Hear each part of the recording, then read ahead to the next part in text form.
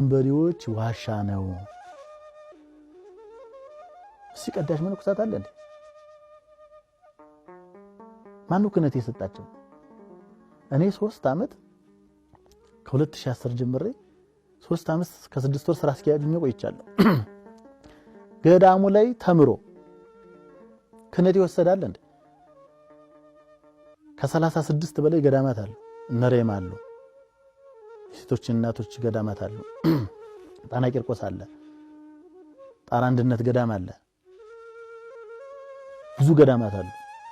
ከገዳሙ የሚኖሩ መነኮሳት አመክራቸውን ከጨረሱ በኋላ ሲመነኩሱ ሊቀ ጳጳሱን ጠርተው አስባርከው ምክር ተግሳጽ ተሰጥተው ክህነት ይሰጣሉ።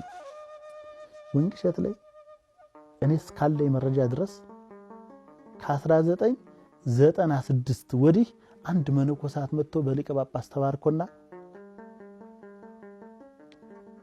ክህነት ተሰጥቶ ያውቃል።